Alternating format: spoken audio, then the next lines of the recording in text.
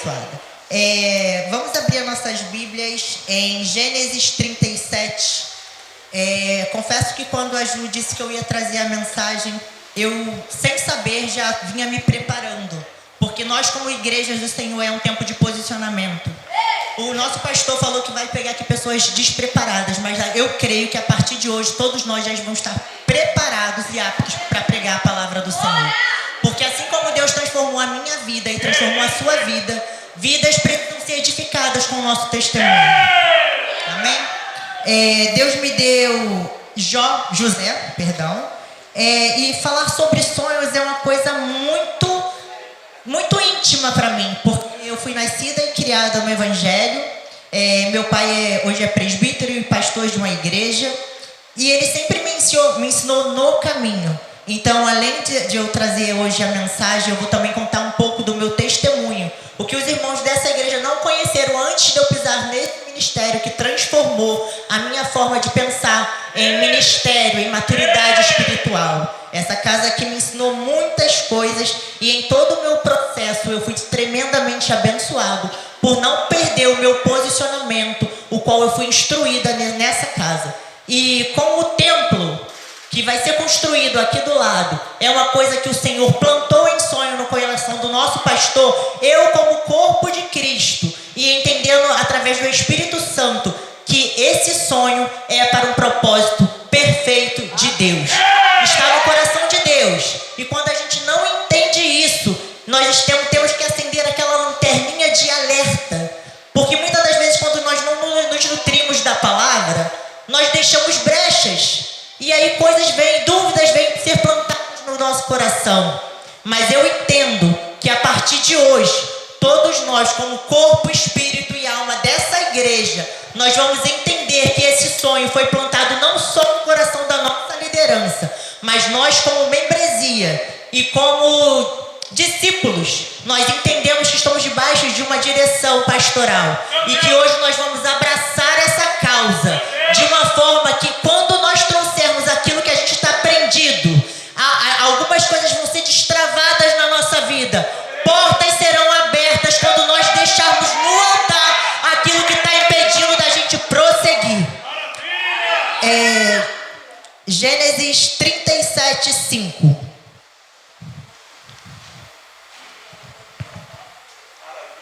Vai por lá, né? Vou ler, porque vai ser só esse texto, e os demais eu vou narrando a história. Teve José um sonho e contou aos seus irmãos, por isso odiaram mais. Em algumas traduções está odiaram ainda mais. Entenda que toda vez que você tiver um sonho, o inimigo ele não vai parar. E nós, como crentes, nós temos a obrigação de ser resistente através da base da palavra. Nesse primeiro texto eu já entendo isso. Que independente, se o sonho for de Deus, direcionado, o Espírito Santo vai testificar junto com a vontade do meu coração, porque tem que ter vontade em mim também. O Espírito Santo é ligado, porque o que é ligado aqui na terra é ligado nos céus. O plano que gerou no céu foi gerado no meu coração, e eu, com as minhas atitudes e com a minha conduta, vendo as dificuldades, me posicionar, o Espírito Santo vai fazer o meu sonho vir a realidade. E aonde havia vergonha, o Senhor vai trazer dupla honra. Ele traz a honra de volta, ele traz a capa de volta, ele te coloca em lugares altos. Não para engrandecimento do nosso nome, mas para que o nome dele seja glorificado e vidas sejam testificadas. E o poder dele se aperfeiçoa nas nossas fraquezas também. Nós vamos ler aqui que José era uma pessoa sonhadora e que nele também existia um desejo, né? Quando a gente sabe que existe um desejo, porque quando a gente tem um desejo no nosso coração, a gente corre para contar, né? Então ele, entusiasmado, corre e conta para os seus irmãos.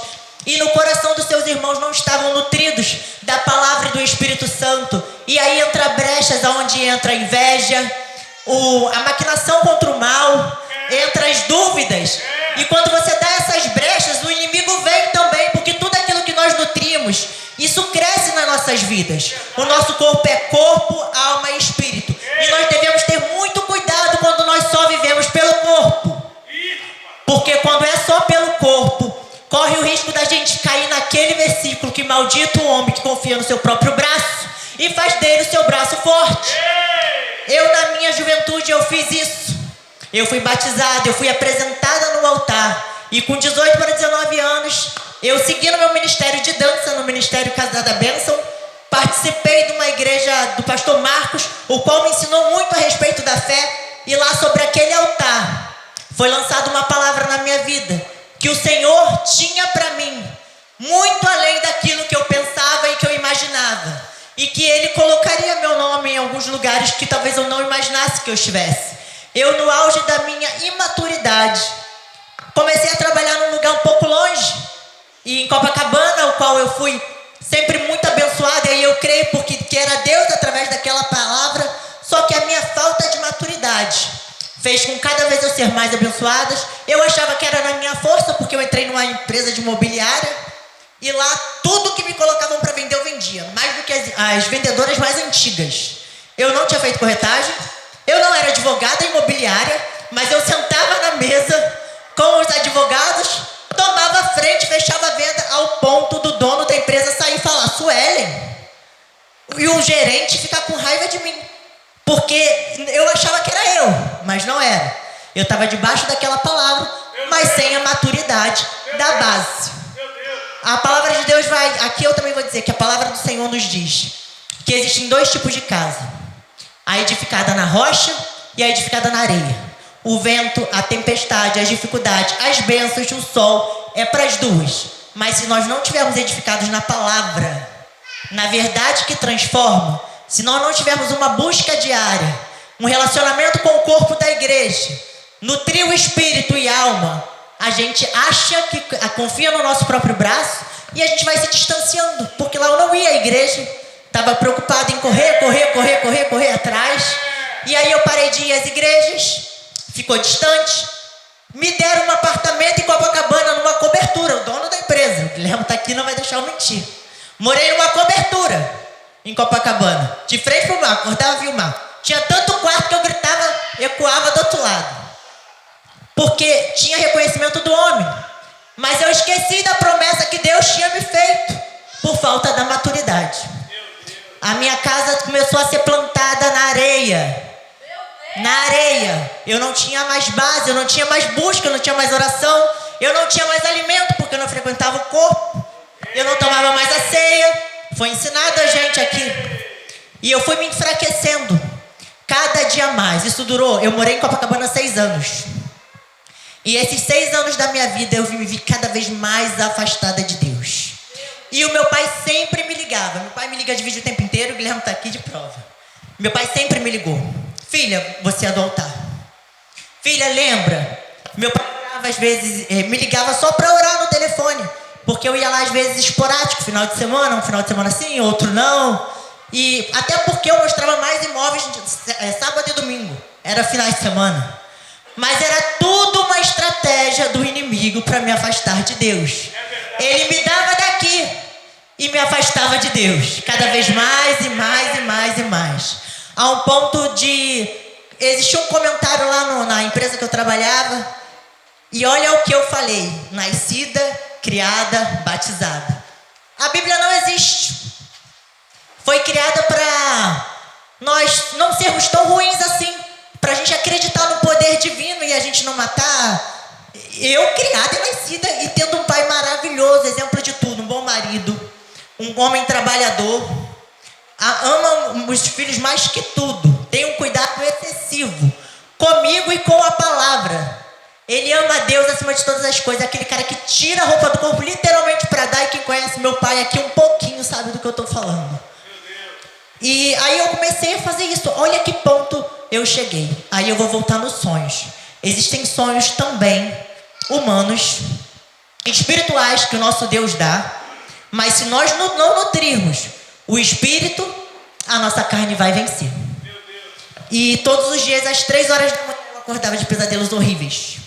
Depois que eu falei isso com a minha boca, eu dei uma brecha enorme, uma legalidade enorme para o inimigo. E todos os dias, 3 horas da manhã, eu acordava de um pesadelos horríveis e muito reais. Eu sonhava que tinha 2 lagos. Um era limpo, o outro era sujo. de onde eu pulava, no sujo. Aí quando eu pulava no sujo era um monte de crocodilo na minha volta e eu um desespero sem fim. E eu acordava, olhava pro relógio 3 horas da manhã. No meu quarto tinha um relógio. Todas as vezes que eu acordava desses pesadelos eram 3 horas da manhã. Até que um belo dia, eu num desses sonhos espirituais de batalha, eu acordo e vejo 3 demônios agachados no meu quarto. Aí eu entrei em desespero. Porque o meu pai fazia trabalho de libertação, então por mais que a minha carne estivesse predominando, o espírito aqui sopra. Tem uma brecha de luz gritando e falando: você lembra? Lembra quando você estava lá na escada e você viu seu pai libertar uma família inteira? Você viu aquela mulher falar que ia matar os filhos, o pai? Isso era um casal de primos meus. Eu com 12 anos de idade, curiosa, coloquei a cabeça assim para baixo, era uma escada caracol, e eu via meu pai fazendo aquele trabalho de libertação, que não foi uma noite, foram várias.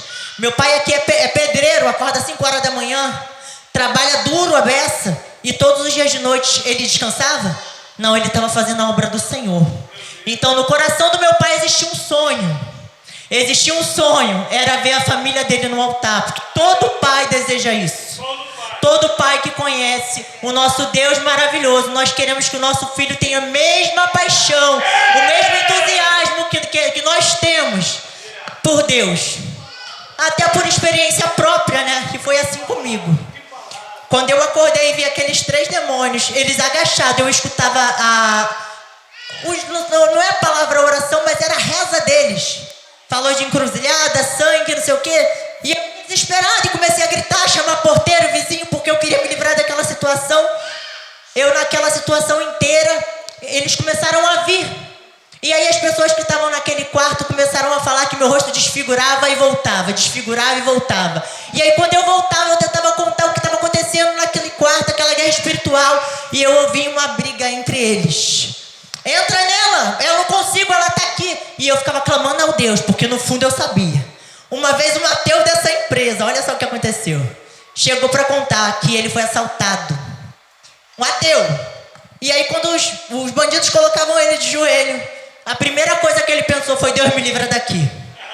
Então no fundo até o ateu vai reconhecer em algum dia que Deus é Deus.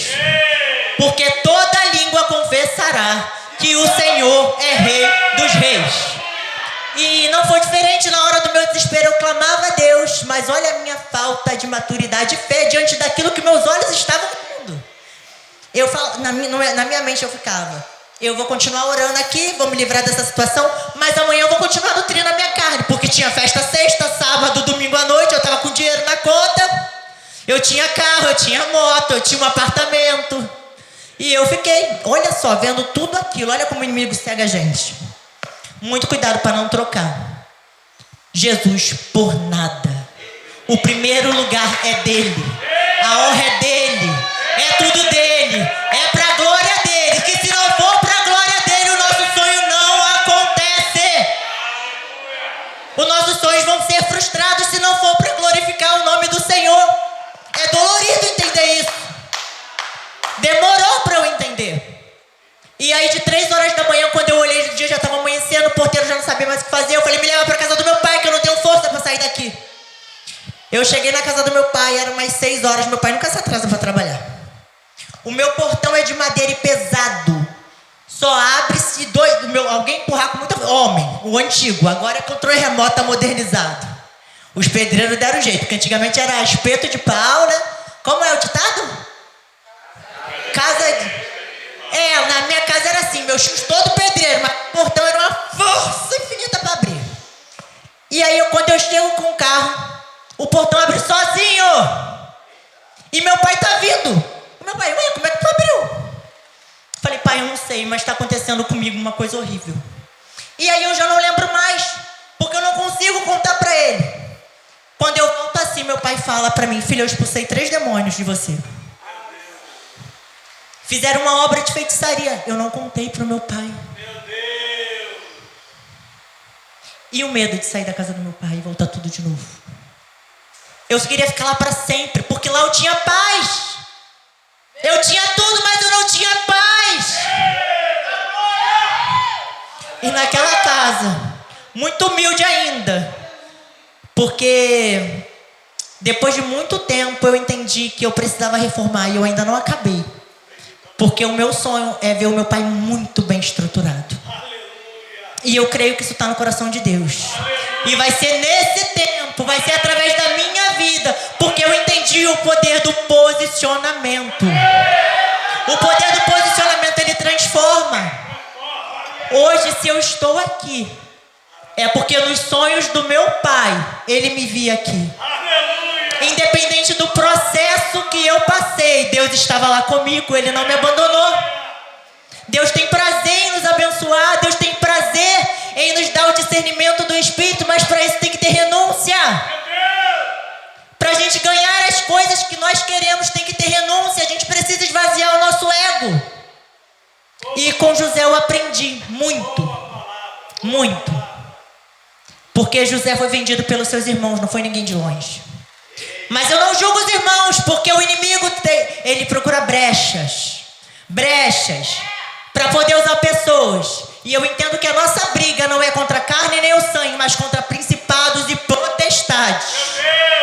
Então nós venhamos amar as pessoas com sabedoria, igual fez José. E crer que as pessoas que erraram com a gente é capaz de se redimir. E Deus transformar. Só para honrar o teu sonho com propósito. Porque o tema dessa palavra é esse. Se o meu sonho tiver em ligação com Deus e propósito de glorificar o nome dele, e quando eu chegar lá na capa de honra, com carruagem nova, eu entenda que liberar o perdão é o que Deus espera de mim. Porque não é sobre o outro, é sobre mim. É sobre nós. Ele quer ver como está o nosso coração, qual é o nosso posicionamento. É tempo de nos posicionarmos. Eu confesso que eu estou muito feliz em dar esse testemunho aqui. Porque Deus não desistiu de mim. Os meus pais não desistiram de mim.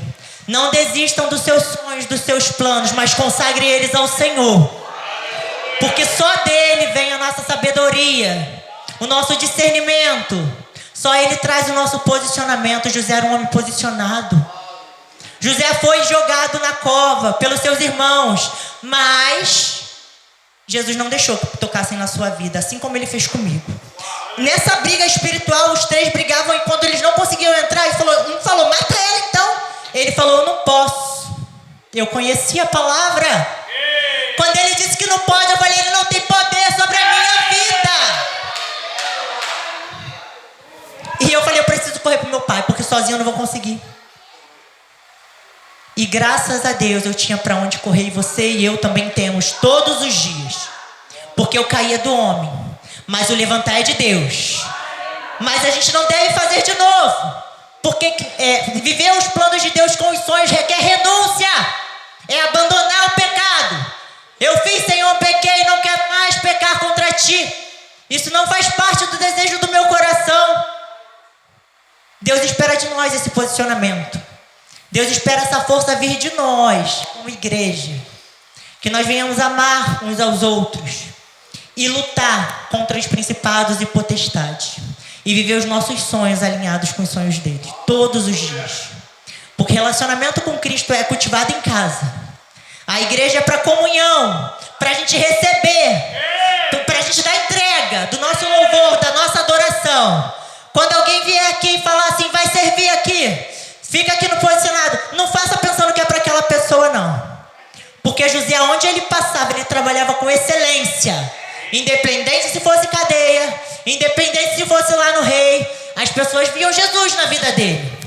E não tem que ser diferente na nossa vida. Aonde nós passamos, as pessoas precisam ver Deus através de nós. Porque a palavra convence, mas as nossas atitudes arrastam pessoas. Então vamos, o que eu tenho para dizer é isso. Eu sou muito grata a Deus. Muito grata.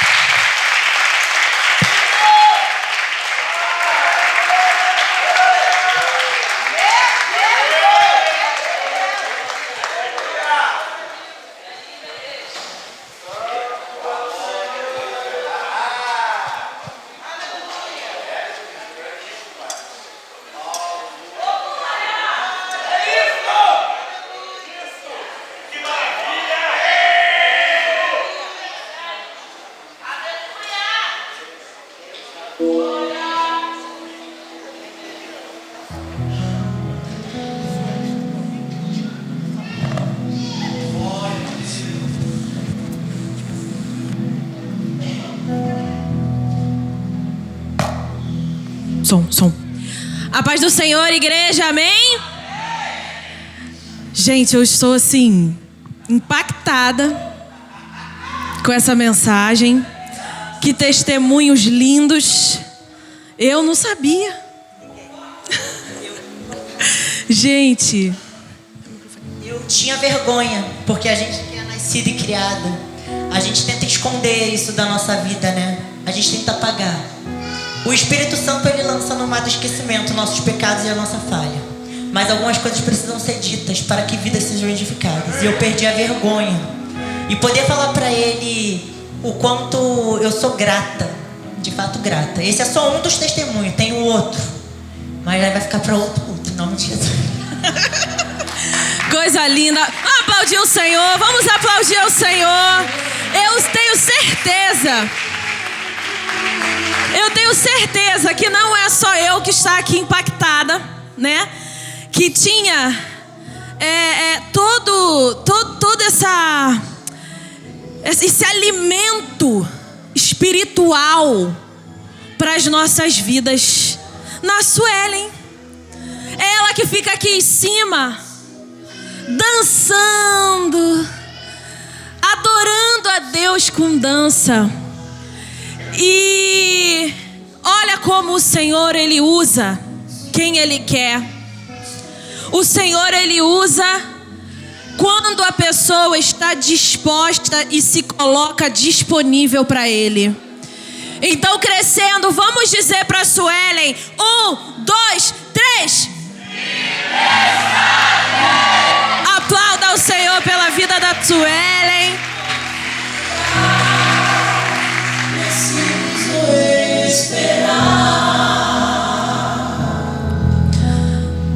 Glórias a Deus, estou muito feliz. Esse é o nosso culto de mulheres. Quero agradecer a vinda de todos vocês. Muito obrigada. Já quero pedir aqui as lembrancinhas das aniversariantes do mês de junho, tá?